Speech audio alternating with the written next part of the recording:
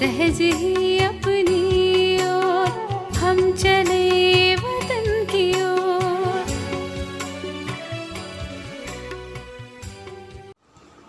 ஓம் சாந்தி.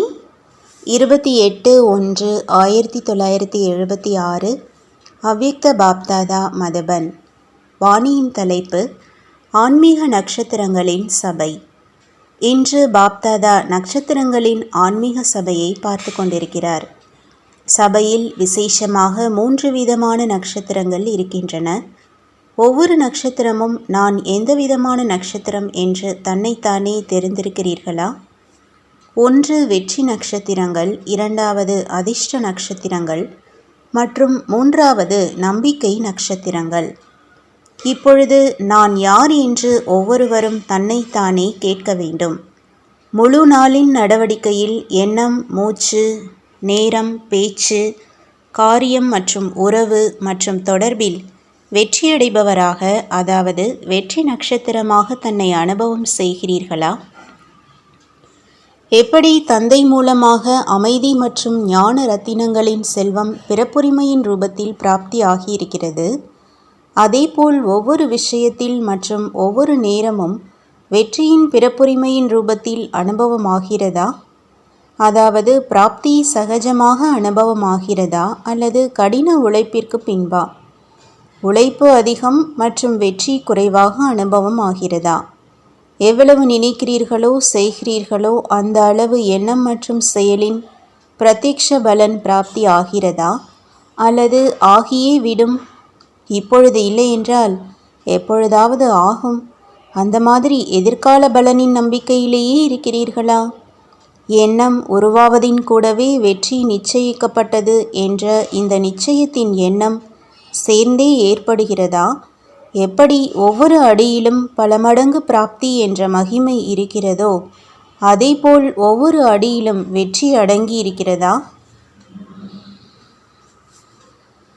எண்ணம் மற்றும் காரியத்தின் விதையில் வெற்றி என்ற மரம் அடங்கி இருக்கிறது.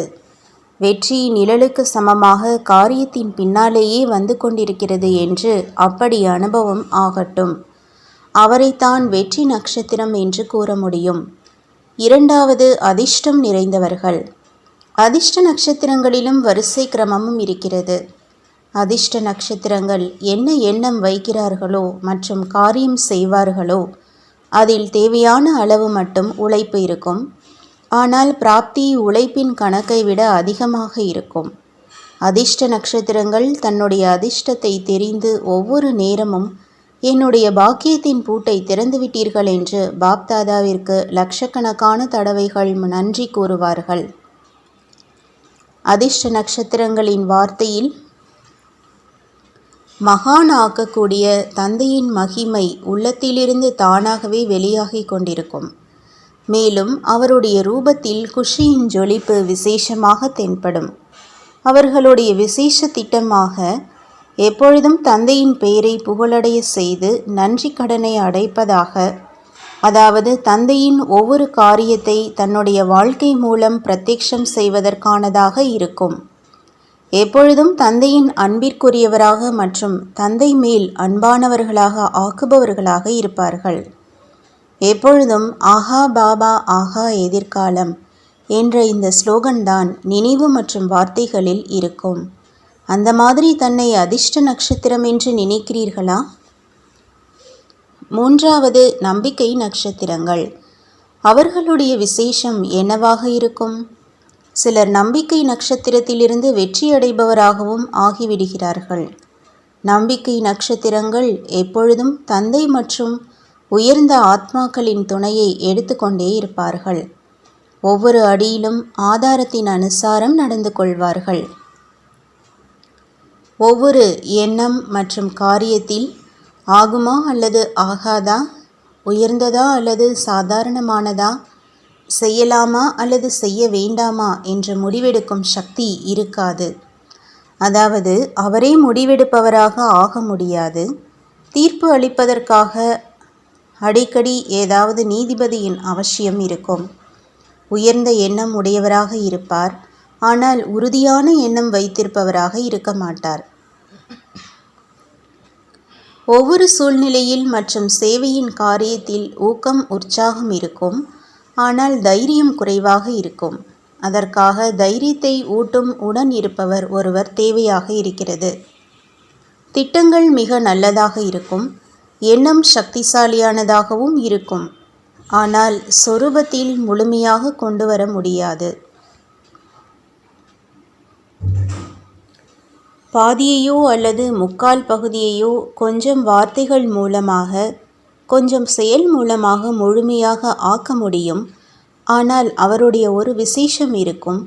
ஒவ்வொரு நேரமும் ஆதாரத்தை எடுக்கும் காரணத்தினால் பாபாவின் நினைவு இருக்கும். அவருடைய வாயிலிருந்து போதையோடு மற்றும் நிச்சயத்தோடு என்னுடைய பாபா என்னுடன் இருக்கிறார் என்ற வார்த்தைகள் வெளியாகும். எண்ணத்தை காரியத்தில் கொண்டு வந்து காண்பிப்பார்கள் என்ற அந்த நாளும் வரும். அந்த மாதிரியான நம்பிக்கை ஒவ்வொரு நேரமும் இருக்கிறது. மனமுடைந்து போக மாட்டார்கள். உறவு மற்றும் நெருக்கத்திலும் அனைவருக்கும் மரியாதை செய்யும் காரணத்தினால் அன்பானவர்களாக ஆகிறார்கள். அவருடைய முகத்தில் பரிவாரத்தின் மேல் இருக்கும் அன்பின் ஜொலிப்பு எப்பொழுதும் தென்படும். அந்த மாதிரி நம்பிக்கை நட்சத்திரங்கள் மாயாவின் ஒரு முக்கியமான தாக்குதலில் இருந்து பாதுகாப்பாக இருப்பார்கள். அது எது? அவர்கள் தேக அபிமானத்தில் ஒருபொழுதும் வருவதில்லை. தேக அபிமானம் என்றால் புத்திசாலித்தனத்தின் அபிமானம் மற்றும் புத்தியின் அபிமானம். அவர்கள் இவற்றிலிருந்து பாதுகாப்பாக இருக்கிறார்கள். அதற்காக அவர்கள் புத்தியில் எதுவுமே ஓடுவதில்லை என்று அப்படி அர்த்தம் அல்ல. திட்டம் ஓடுகிறது.